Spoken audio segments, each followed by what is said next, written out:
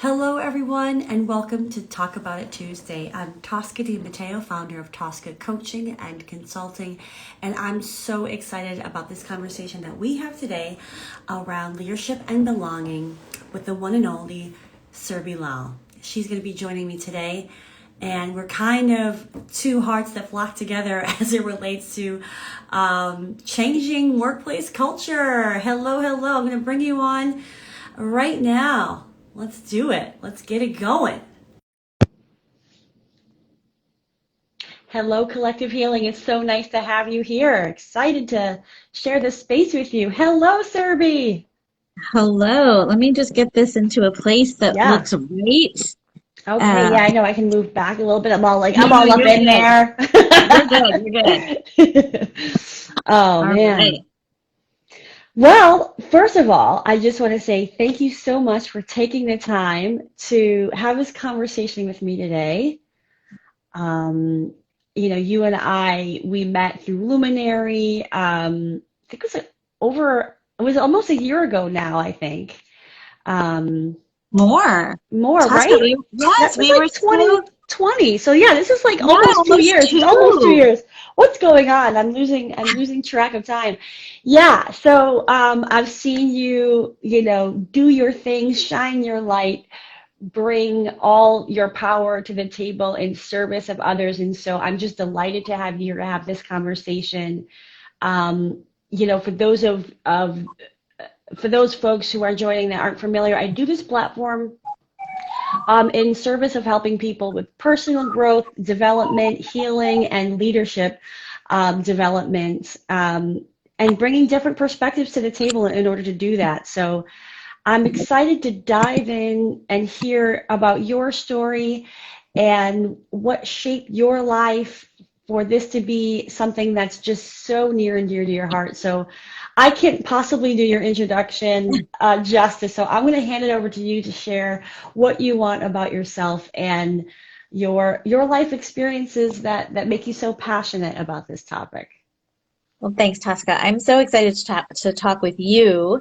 I feel like since we met, I knew, I don't know if you knew, that we had some just lots of similar values, and the change that we want to make in the world, right? The change that we want to make in the world around how people show up, particularly how offices and organizations and companies um, interact, and how that impacts people and what that looks like. So I've had a circuitous career path, as many people have, but the constants for me in and out of education and startups have been community and the ability to build community, which comes for me from a strong sense of belonging and thinking about how community and belonging are linked.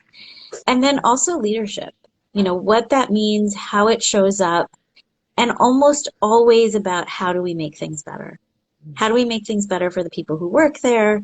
How do we make things better for individuals, systems, and organizations and teams?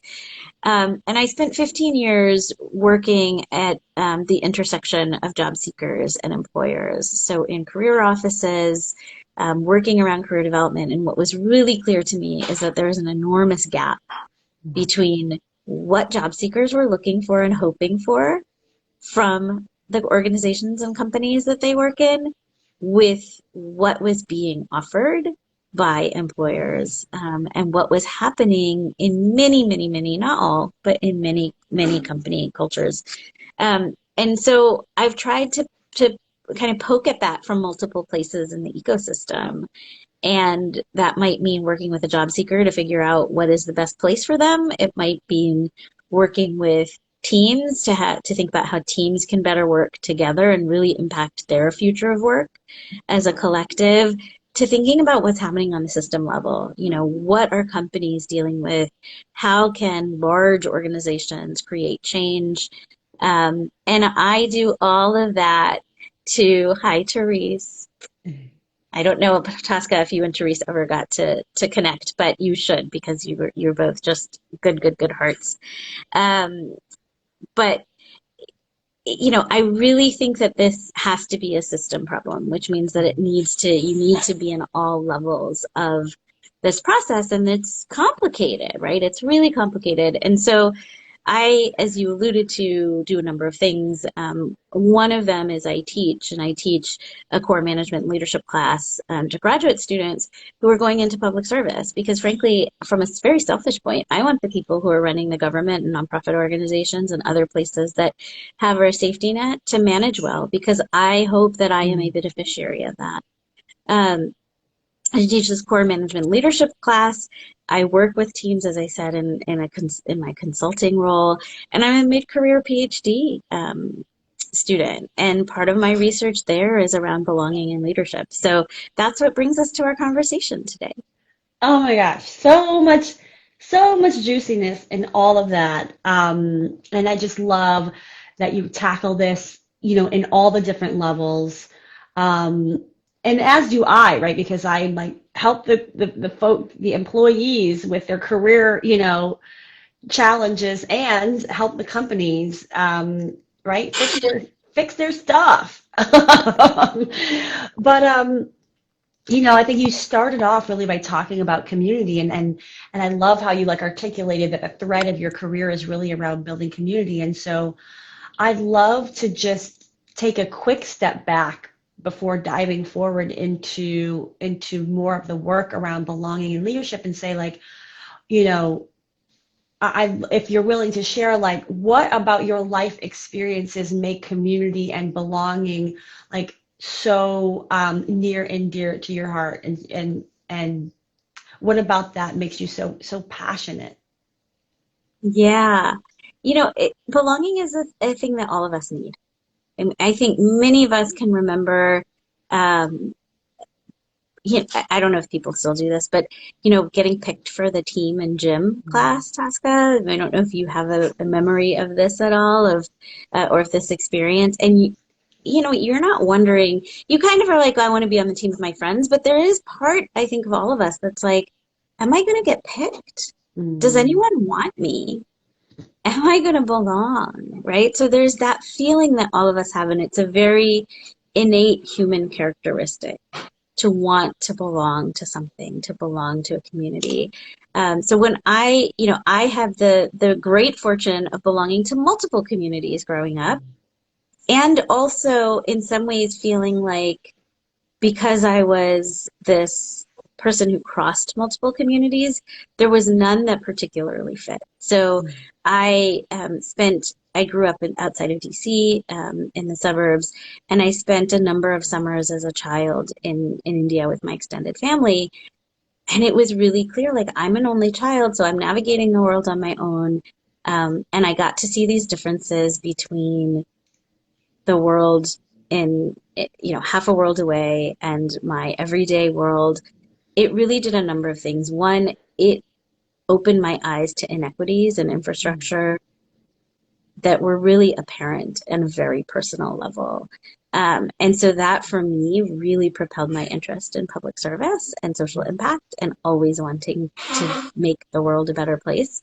But the other thing it did was I was constantly translating these multiple worlds and multiple communities that I was a part of, and feeling both like I belonged in all of them, and also that I didn't belong in any of them.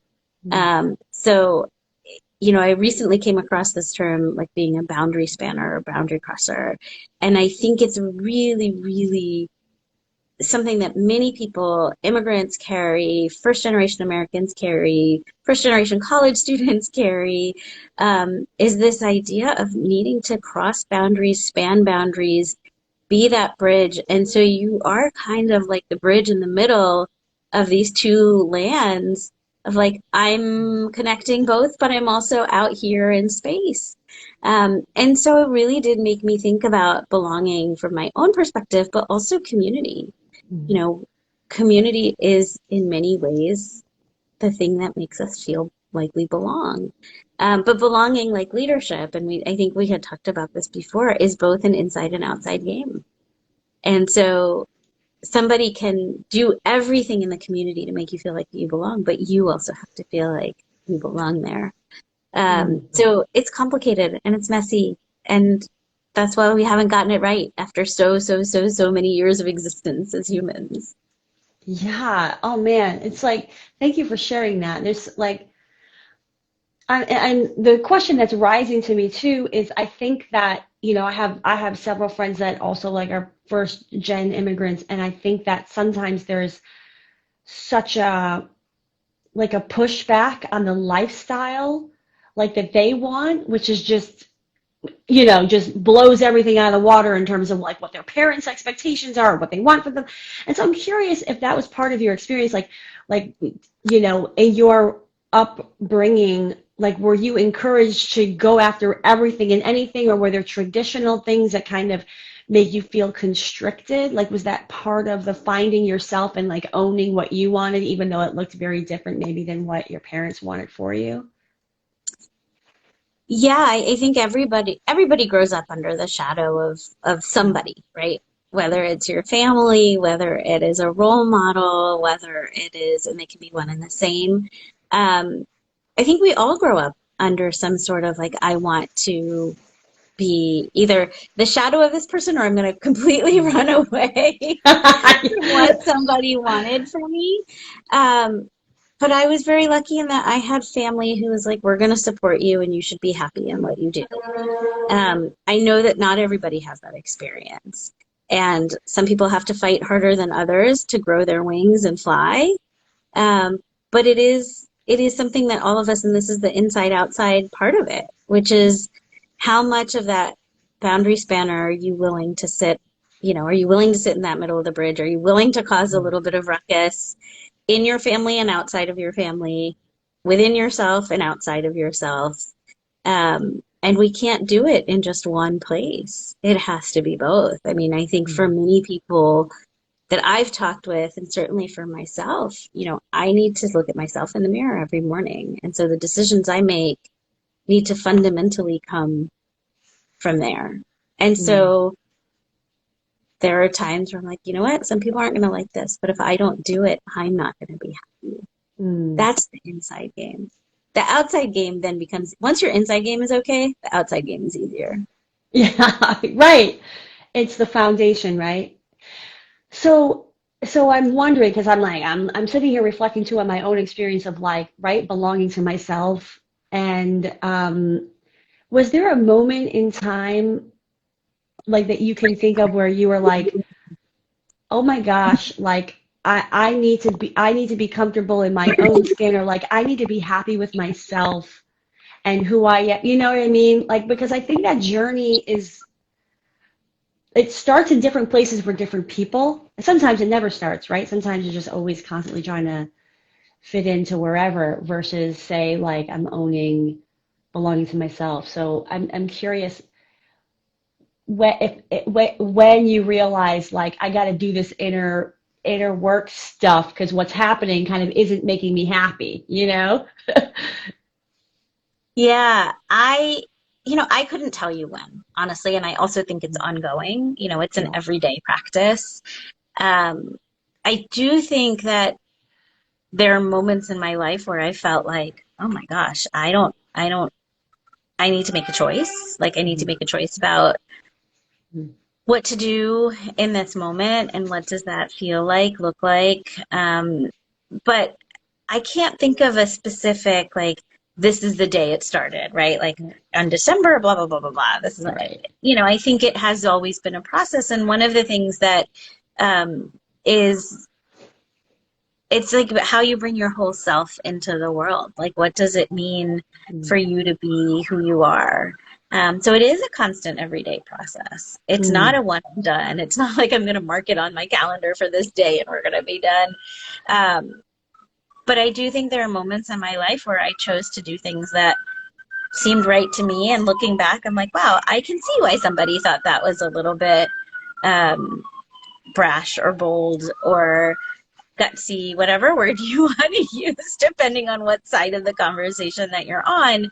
And I think we make those choices every day. Yeah.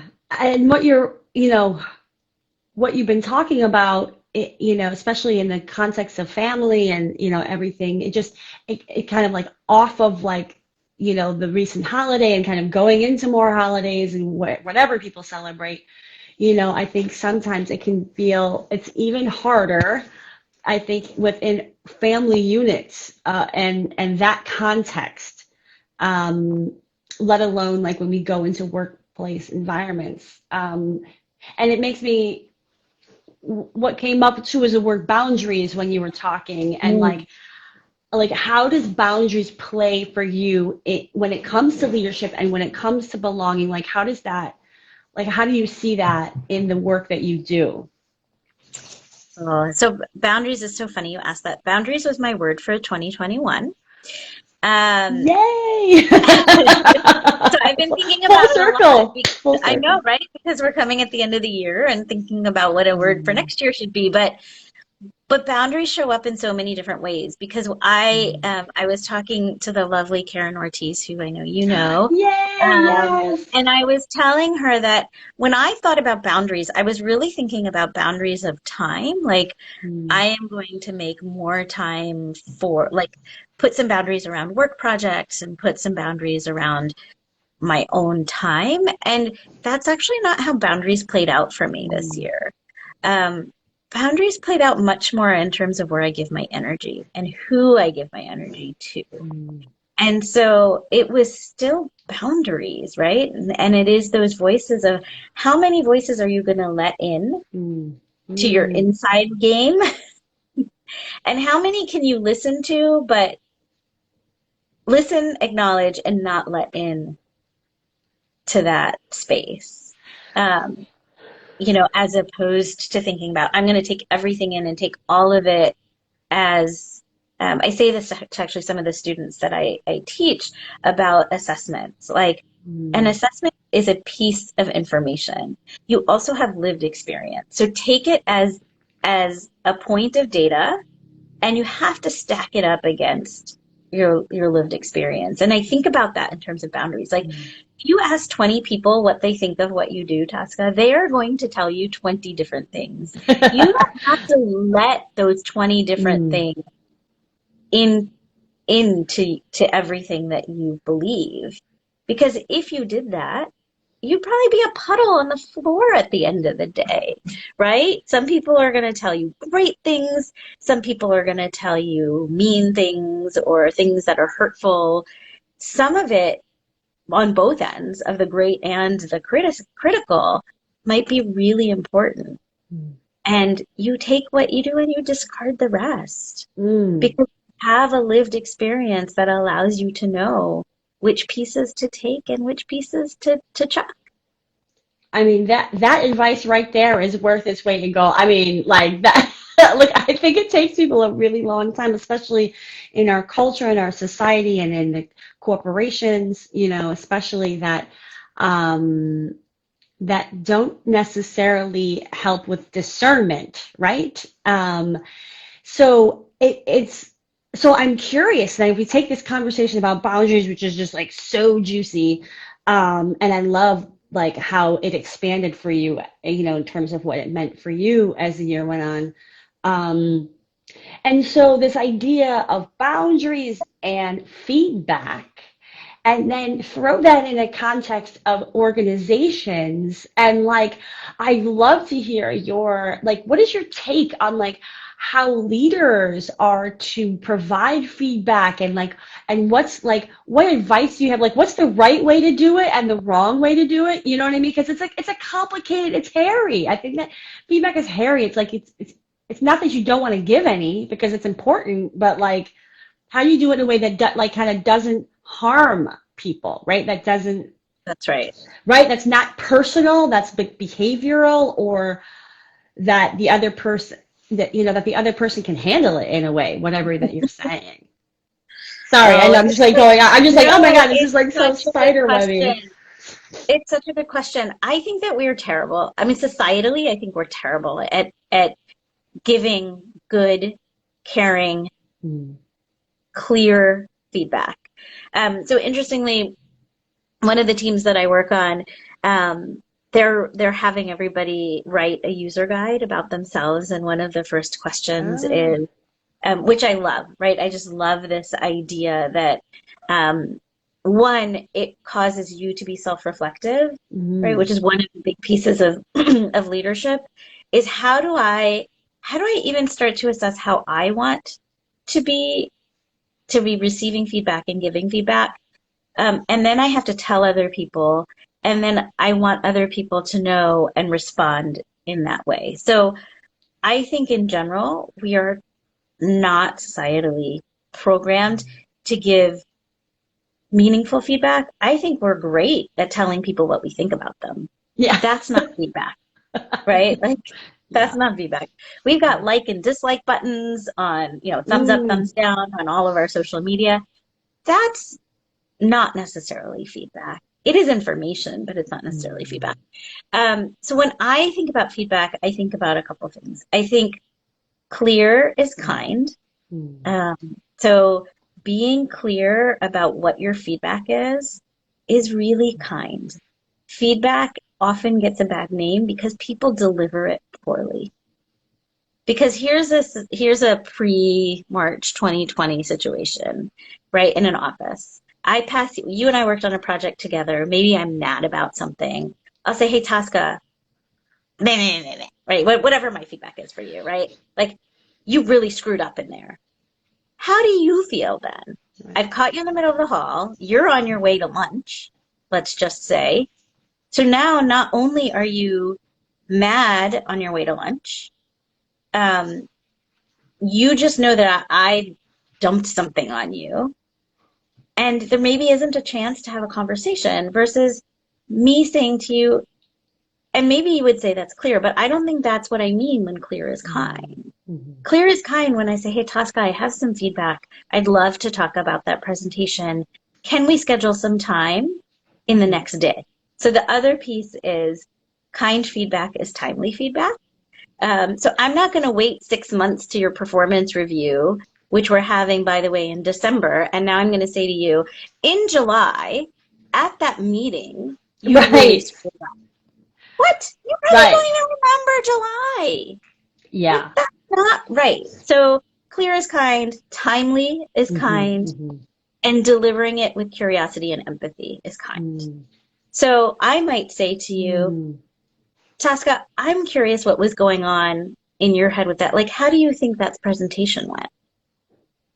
And then and then let me tell you what it felt like from my end. Let's talk about it. Yeah. We're not skilled at those kinds of conversations. Yeah, and there's two things I just like I have to say, which is number one, like this idea of like if you guys are you paying attention to this? Like curiosity about giving feedback, it's like blow your mind, right? Like, oh my gosh, and how do you do it? And you showcased it just beautifully, which is like, maybe because it's also uncomfortable giving constructive criticism, but maybe the person on the other side knows that something didn't go great. And so, like, let them own it versus you having to deliver, because maybe you can be a support to like how do you support them in helping ensure that doesn't happen next time or like what do they need or whatever because I think also people are really hard on themselves often. I think Totally. there may be some generational differences here, but like I'm not gonna like I want to I think in general people are hard on themselves. So how do we open the door to say, what do you think? Here's what I think. And I also just want to acknowledge too, which came up in my talk about it Tuesday last week with Kate Luzio, where she gave this beautiful example of you doing exactly what you're talking about, because just honoring that you walk your talk of say of with your own supervisor saying, hey, I have some feedback. Would you be open to hearing it? Like how how beautiful is that? It's an invitation. And then, like you said, you can schedule it so that can be ready, like emotionally, mentally, just prepared to maybe hear something that's uncomfortable or that they don't want to hear. And like you said, that's not how people are necessarily trained. Like it's almost like it's not part of the toolbox that people are given when they And it's start not part of the working. cultures. Like Yeah. it's not feedback is like we have it whenever we have performance reviews, but a feedback culture is not one that only happens Right. at these times. It should be happening often. And then it doesn't feel like this big looming awful thing, right? It Yeah. feels like, oh, this is something we do every day. We have practice at doing it. I'm going to give you that feedback. I think about that in terms of lots of things. Like you might say, here's what I observed, and not put a judgment behind it, Mhm. and say, what did you think? What did you observe? What is that curiosity? I think the other piece is knowing how you receive feedback, which is really important.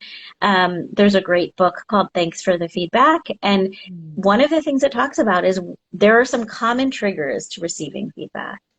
And knowing which one is yours, like your Mhm. most go-to of the triggers, is really helpful when somebody's giving you feedback to tell your brain, okay, this is your, like, right, this is like slowing your brain down a little bit in the moment to say, somebody's giving me feedback. I know my trigger is that I like to be right. I'm talking about myself, right? I know my triggers, I like to be right. Put that aside for a minute because you know that's a trigger and just listen, Where were right? you when And I was so, 25? Where was this book when I was 25? right? Because, Yeah. and there are all sorts of, I mean, they identify a ton of triggers. So Mhm. Ian, like he said, I'm pretty sure it's them. Let me look at my books. Nope, wrong. It's Stone and Heen. It's called Thanks for the Feedback. And they identify these triggers of like, if you don't like the person giving you feedback, you're not interested in listening to it. If Mhm. you um, if you think you're always right, if you there's all sorts of these triggers that we might Yeah. have. Like this isn't the right time is another one. So if you can almost get your brain to think about what are those things that I, for myself, am, what is my usual trigger? How Mhm. can I acknowledge that? Because that's real, right? I talked about mine as the liking to be right one is okay, I know that about myself, and yet I'm also a learner. So how do I put Mhm. those two in connection with one another? Which is to say, I really just don't like screwing up. But if I Mhm. did, I don't want to screw up again next time. And so just getting your brain to that place, because I tell you, feedback makes us fight, flight, flee in Mhm. all sorts of ways. Or friends, like, oh my gosh, that's such great feedback. Thank you so much. And then we feel terrible about ourselves for the Mhm. next however long. So it's both kind of understanding your own response to feedback, but then also how do you give it and how do you Mhm. share it and how do you do that in a way that is clear. The other book that I like is Radical Candor around this, which is, Mhm. how do you do this in a way that is both empathetic and direct? Because the other piece is in an effort to be nice when we give feedback, Mhm. we often end up not saying enough that's helpful, Mhm. right? So if we go back to the presentation example, if I said to you, Tosca, you looked really great when you did your presentation, and there's a couple things that I hope you change next time, you're going to walk away with, I looked great in my presentation, as Mhm. opposed to, oh, there are things that I could do Mhm. differently, or are there things I could do better? And one of the questions that I love through both of these books, or there's two. One is really to be really open and Mhm. and forthright and kind. And the other is if you are seeking feedback, because I think there's a lot of people who seek feedback and they're often told, I don't have any feedback for you. Things are great, right? Right. Like you might say, I don't know if this has happened to you. Like, I'd love some feedback on this project. I don't have any feedback for you. Everything was fine. As opposed to this nuance of that same question, which is, if we were to do this project again, what are one or two things that I might do differently? Right. Right? Asking the right question, asking a pointed question, Yeah. and giving people space to actually reflect and say, like, yeah, how could I up level? Like, yeah. Right. Yeah. Right. Yeah, oh my gosh, this is so timely too. And Sarah, so glad you joined from the now. Because we're in November and December, and a lot of people are having like these feedback conversations, and I feel like I don't know about you, but this feels like you can really do some damage, and you could also really use this to build true trust and relationship in the workplaces and beyond. Um, and like you said, like there's this balance between as a leader making sure you have the skills and you're getting the skills to do it in a healthy way, and also as an employee asking for feedback and preparing yourself and being aware of triggers, and Mm-hmm. that whole inner work to know, like to know yourself, know Oh thyself. my gosh. And isn't that the hardest work? Yeah, so I'd love, because we love to support people in similar ways. So I'm curious, like, for you in working with leaders, and I think people tend to like to say the problem is them. They're the problem, and then it's like, well, let's take a look at what's going on with you. So like like what do you do, or what are some of the tools in your toolbox to help leaders to look at themselves and say, like, there's work to be done here, Mm. like especially those who have really, risen a ladder, successful, right? I don't know, or maybe you don't take on clients and don't realize that they're a big part of the equation. I mean, it's such an important question. I think you have to leave room, leaders have to leave room to know that they're not perfect. Hmm. Um, and it is true that I don't love taking on clients that don't see this as a learning opportunity. So that is very much true. Um, but leadership, to me, we are still in this moment of a hangover of this authoritative, great man theory. I have all the answers as the leader place. And so Hmm. that kind of, despite all the research that doesn't work, like there's still some myth about this that is pervasive. That the leader needs to have all the answers. The leader can't show weakness. The leader can't ask for feedback. Um, and and I just don't think that that's particularly helpful to anybody, Hmm. the leader included. So I think there are something about questions and the curiosity piece of, even if you are the person who is the head of your organization, of your company, of your team, to say what went well and what didn't. How can I support you? Hmm. Is there one thing that I can do to make your life easier? Hmm. Because the truth is that most people who are being supervised are not going to tell you. Hmm. There's this great article from Harvard Business Review that they surveyed these leaders, saying that leaders think that they get feedback from their team, and when you ask the team, are you giving your leaders or your supervisors feedback? They're like, no. And so the onus is actually on the leader, because they have the power to build, to invite Hmm. that conversation, and to continually do it. So it isn't in a meeting like, do you have a better idea?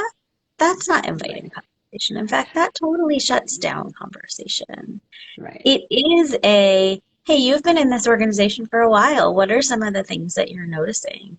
Are there things that you think we could do better? You have fresh eyes. Um, are there things you think that you've noticed about me that might help our team? Right? That sort of thing is where you get the information. Yeah. In fact, I was talking with a leader recently who said that when he works with his team, he says to them, like, don't come to me looking for a decision. In fact, I want the whole team to come up with the decision. So by the time this conversation gets to me, we already have a number of things for us to pick from. right? So what does that look like? What does that feel like? It certainly doesn't feel like the leader who has all the answer. Mm. And so I always saw when I was supervising a team myself as a conductor, so the conductor of an orchestra. A conductor of an orchestra has a ton of experts sitting in the orchestra. You have somebody who knows really, really well how to play the drums and keep the whole group together. You have somebody who can be an amazing soloist, but also, maybe they're your first chair soloist, but they're also there to not be the first chair when another instrument is playing. So, like, to me, that's what it is. It doesn't mean that I know how to play every instrument and certainly not play every instrument better than other people. It's that I know who to bring out when, who who to have teach somebody else, who to have mentor, and that it's a collective. But And not that's, everybody like that. yeah, I mean, but it's such a beautiful concept, like regardless of where you are in the organization. Like, yes, like somebody will have to have expertise, right? But also to consider that, maybe there's other people in the room that can contribute as well.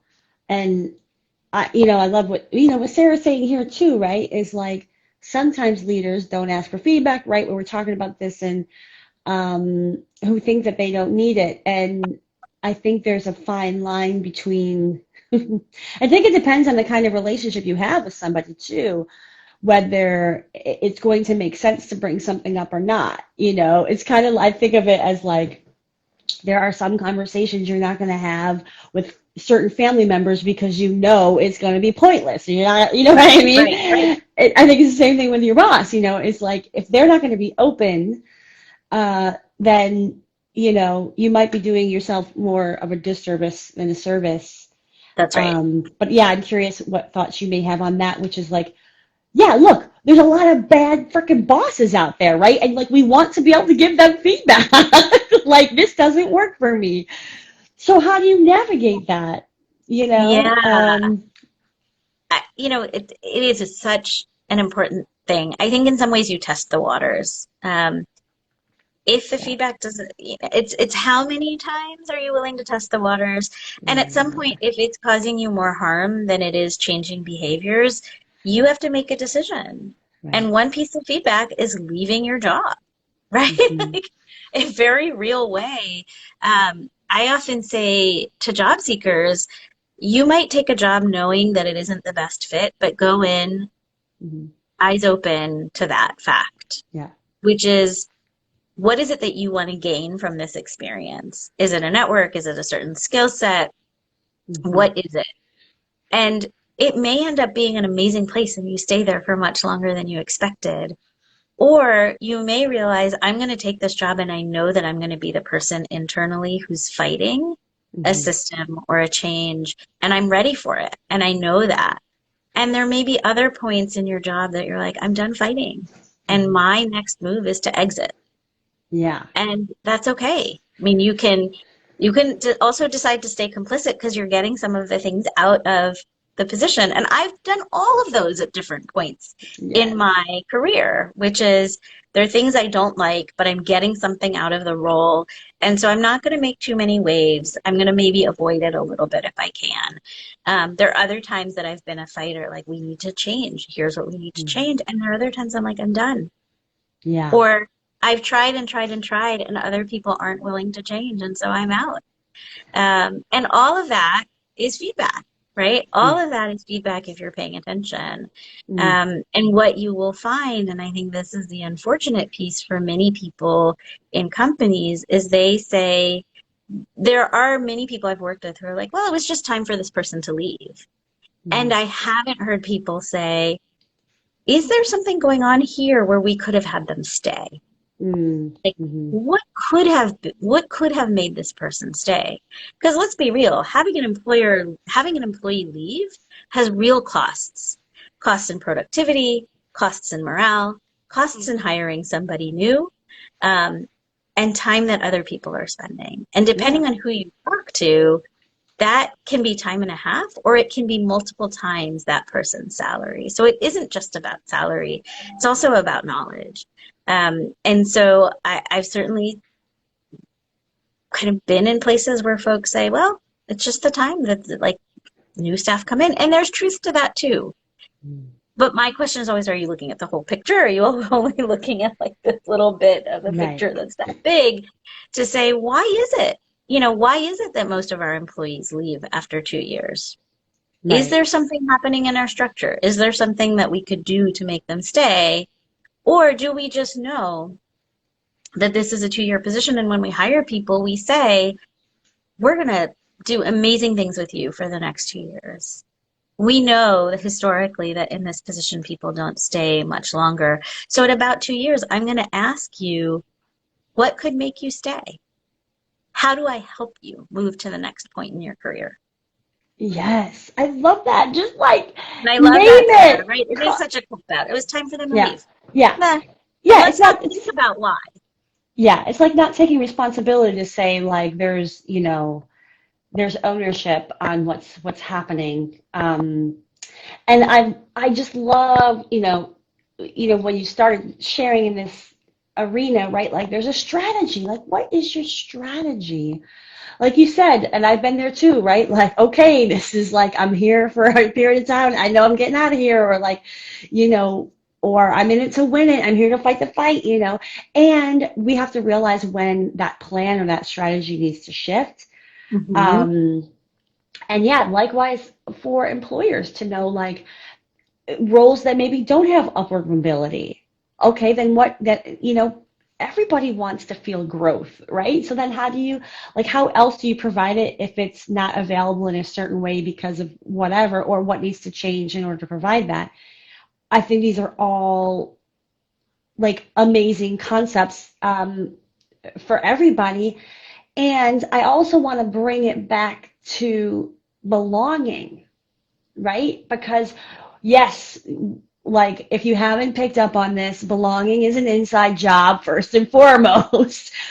And then what about organizations, right, who have a responsibility that it's not about everybody molding to fit into something, but really creating spaces where everybody can have that sense of belonging because of the culture you've created. And like, I'm curious, like, and I know that's a huge topic in and of itself, but like, what are some things that leaders can do to help make strides in the right direction of providing environments that allow people to belong in whoever and whatever they are?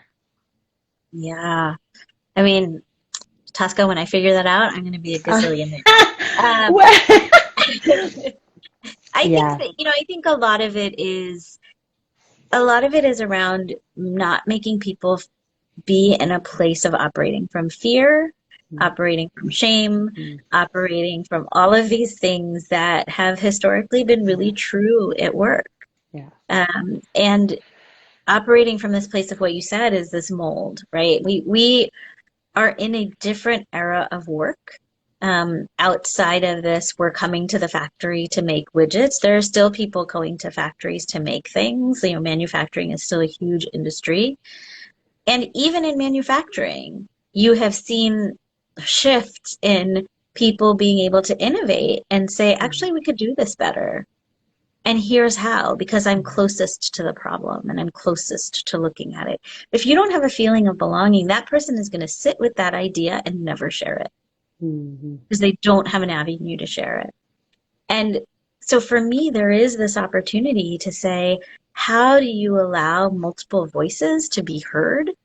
And that is inherently a human problem. An app is not going to solve that. It's just not. But we have Slack. It's a democracy. Yeah. It's just not going to solve it. An app, I'm sorry, it's just not going to work. That's not going to be the thing that solves for things. There are these human components of work that are not going away. And in fact, for me, as AI solves more and more of the things that are computer solvable, the harder human problems are going to rise. So we're not going to have easier human problems. We're actually going to have harder human problems, harder relationship problems. Oh, great. Thanks for that. No. It means more business for you, Tosca. Oh, right. Oh, right. Yes, I wish I could go out of business so I didn't have to do this work. That's Right. right. That's the Yeah. goal is for not Yeah. to be in need to have a corporate culture revolution. That's right. That's right. But it is, I think it is fundamentally a human problem. Which means Mhm. that it's not like I can sit here and say, here's the recipe for everybody or the prescription for everybody, Right. and you're going to take this pill and it's all going to be fine. Um, it does require putting some care into the relationships that are developed at work Yeah. and making one time for that. One of the things that I have talked to folks about, and particularly managers, is to say, if you are managing a team, so I used to manage a team of four. Um, oh, we were four total, so three people who reported to me. And I would say to people, a third of my week is spent managing. And they would look at me like I had said that I was managing aliens. But a one-on-one for each of those people, a Mm. supervision meeting with my manager, plus a staff meeting, plus a leadership meeting. That was 6 hours of the work week. And so whether it's a half hour one-on-one or what, but like people don't actually make the very practical time Yeah. in their calendar to manage. And then, by the way, you should also schedule some deep thinking time Right. if you are in some sort of managerial role to think about what to say in those meetings, how to guide your team. So I think there is a very practical component to this, which is just organizations need to make time for their managers to do the work of management, which means not Preach. canceling one-on-one Yes. meetings. It means teaching your team how to have good one-on-one meetings, Yeah. understanding that those individual meetings should have multiple purposes, and that throughout the year you can be collecting the feedback. So I would tell people, listen, at least twice a year, you should have a growing conversation with your team, which is, what does that look like for what do you Mm. need out of the next 6 months? What do you want to learn? What Mm. kind of projects do you want? By the way, it helps me give you the project you want, which you're probably going to do better, and helps me as the manager distribute the work in a way that makes sense. Doesn't mean everybody's always going to get their prized project, but it does mean we have a lot more information about what that looks like. So I think one of the things organizations can do is really very tactically make time for managers to do the work of management. Um, Yeah, I you know, couldn't agree more. And I feel like that really goes back to boundaries and priority setting, which organizations are really bad at. And people are really they struggle with boundaries. And it's funny, I feel like I was just listening to a podcast where the discussion was around like, you know, I believe this too in terms of like the great resignation and everything that it's easier for people to leave a place and start clean than put in new boundaries in the existing place. And it's because I think the support of isn't people aren't getting the support of, well, how do I reset my boundaries, from where I am? Because it is possible. I'm not saying it's easy, but I think it's a pathway that not a lot of people entertain. yeah, I also think, bringing it back to the belonging piece, if you don't ask some of those questions, right? Like if I don't say to you things like this, you know, Tosca, how much of your personal life do you feel comfortable sharing at work? And it can be anything from, I hate celebrating my birthday, Mm. right? Because otherwise I'll be like, oh, Tosca's birthday is tomorrow. I don't know if it's really tomorrow, but Tosca's birthday is tomorrow. I'm going to bring her a cake. And if you hate celebrating your birthday, Right, that is not a kind thing for me to do. It's right. really not. I'm on the other end of that. I love celebrating my birthday, so please bring me a cake. But Yeah, me too. Yeah, but September. yeah, Yeah. but I have not. But I have worked with people who are like, Yeah. bring me a card. Don't do something big, right? Like I want to be acknowledged, but this is the Mm. way in which I want to be acknowledged. That is one way to build in belonging. It is not one Yes. size fits all. I think that's the big thing about bullying. It's not one size fits all. So I might say, like, in an initial conversation with an employee, to say, what are some of the things you really want me to know? What are some of the things you hate? How do you like Mm, to be thanked? hmm. What does that look like? Are you a I want a public thank you? And this kind of goes back to the birthday. You can imagine Yeah. there's probably some, right? Like, are you a I want a public thank you? Or is a private thank you enough? Yeah. Is that what's meaningful to you? Because for That, some people, too many private thank yous and not the public thank you right. feels disingenuous. For other people, too many public thank yous and not enough private thank yous feels disingenuous. But guess what? You don't know unless you ask. Yeah. And to ask those questions too about, like, what's meaningful to you.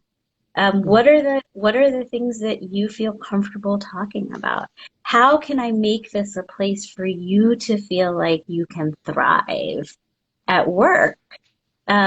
And some of those questions, I mean, I've talked with people, I had an employee for a while who called me, and this was a while ago when the Supreme Court was deciding on gay marriage, and called and said, I want to be home for this decision. Mm, Can I do that? And I think about all of the employees who could not pick up the mm, phone that morning and say, I want to be home, mm. right? This is meaningful to me. I want to be home for this decision. And I've been very vocal as a parent. Like, parenting takes a lot of time. When your kid gets called from from school, like your kid is in the nurse's office, it doesn't matter what meeting you have. My kid needs to get home. When your kid is sick, that's what they need, right? Like, they need a parent at home who loves them. And so I just think understanding and asking those questions about what is important to your team helps you be a better manager, but it also helps you understand their boundaries, right? Like, I can say to someone, what are your non-negotiables? Are there Mm. certain days of the week? Are there certain times that we just shouldn't have meetings? Like, it shows up in these really practical ways. And so I think organizations have to balance how much of that can we co-create and how much of that do we need to dictate. But I Mm-hmm. think the more co-creation that can get done, the more belonging you're going to have. And it's so much harder. It's I just, Yeah, well, it takes time and effort, and it also, I think it takes a willingness to also share about yourself, right? And not just put it on the employee. You have to be vulnerable yourself to share, and it makes me go into this whole other space, which I I'm sure we don't want to go into, but this whole other space, even around health, right? And which is clearly there are rights for privacy, and also how do we open up doors to have conversations that actually matter? Like, for example, even if, for me, for example, right, type 1, whatever, there was a time in my life where it's like, I don't want to look at donuts all day on the mm, freaking counter. It's torture. I'm just, this is kind of like a silly example, right? Well, like, I may not, it's like, you bringing in donuts and bagels every Friday for me is like it doesn't make me feel like I belong, for example, right? mm, And so how could there be, if my leader asked me a question about like what's important to you, like what does feel celebratory on Fridays, because we often bring in food, like does that feel celebratory? And like, and gratitude, like for me it's like, no, I gotta go grab my eggs, and like I'm not gonna be able to partake, right? That's not for me. right. um, but how you navigate those conversations is exactly why people should call you for your coaching and And consulting. yours. And well, yeah, we'll just like, we'll tag team. But The yeah, like revolution takes many people, Tasca. It takes many it's, people. I know it's, oh, trust. We need more people. We need more people. doing this work, frankly, in whatever capacity they can, whether it's they're on the inside and asking these beautiful questions. You should see my chicken scratch. I usually take notes so I can do show notes, and I'm like, I'm not gonna be able to read any of this. I'm like, I'm just gonna need to transcribe this whole thing and pull out all these amazing nuggets that you shared. Um, and one of the things that I did want to talk briefly about before we have to wrap is, the fact that you're pursuing your PhD, and like it's just this beautiful like journey, and I just love to hear more about like that decision for you, and even if you hit pushback about doing that at this stage of your career. I love like the non-traditional, right? I love to bring exposure to that because I think it's important for people to see it's all possible. So what was that Yeah, decision it's like for it's all you? possible, just not at once. Right. I think it is the thing that I have learned. Mm, There's a lot of things that are possible. Just there's still only 24 hours in the day. right. If somebody's hacked that, please share. Yeah, call Um, us. Yeah. yeah, what's that portal? How do you get there?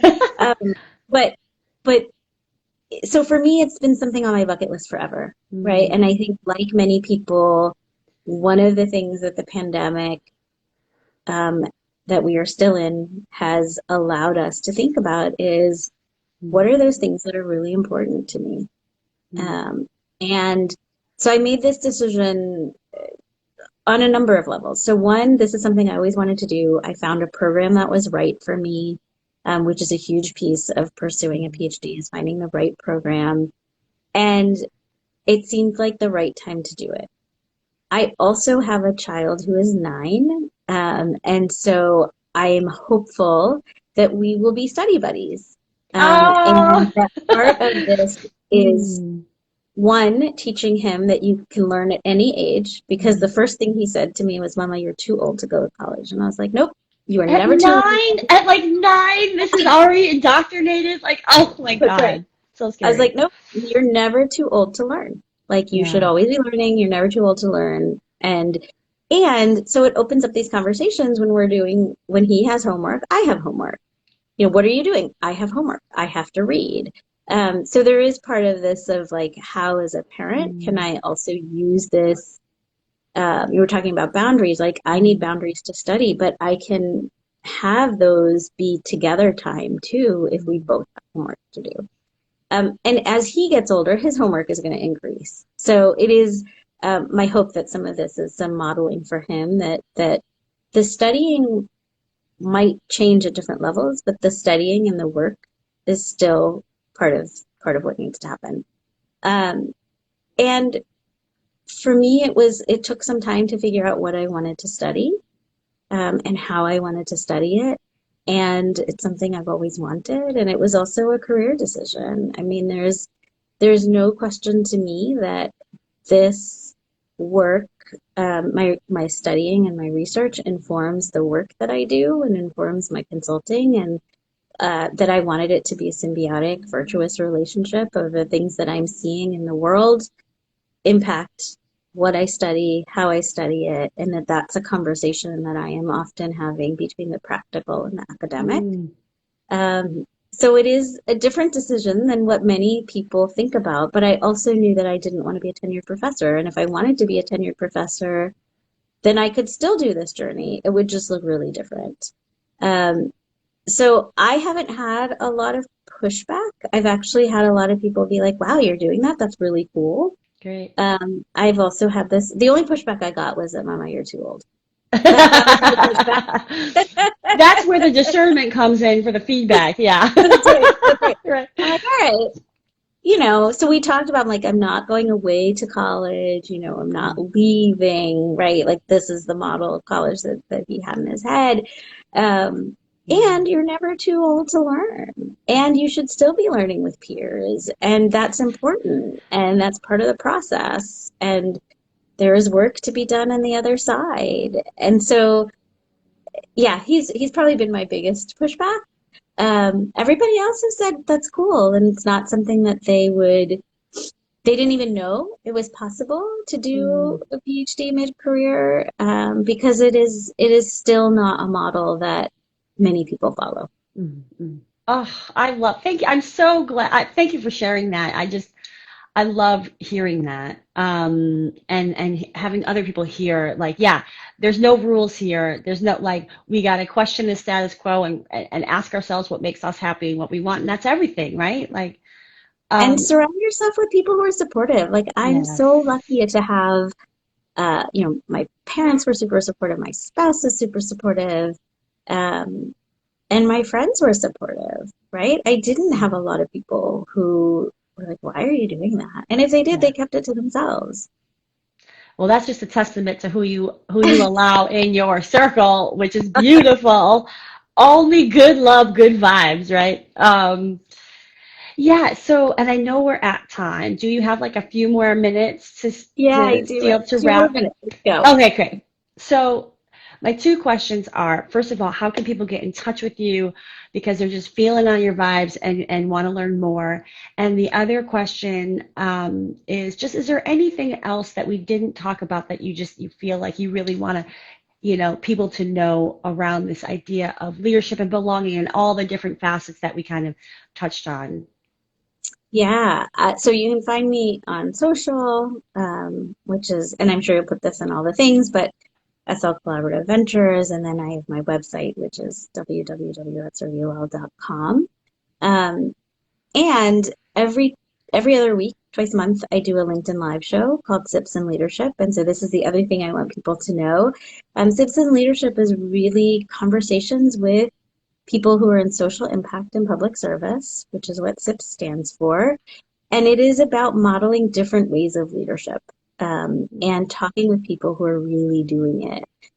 So tomorrow I'm talking with somebody who uh, works to remove landmines from Laos because there was a secret war there.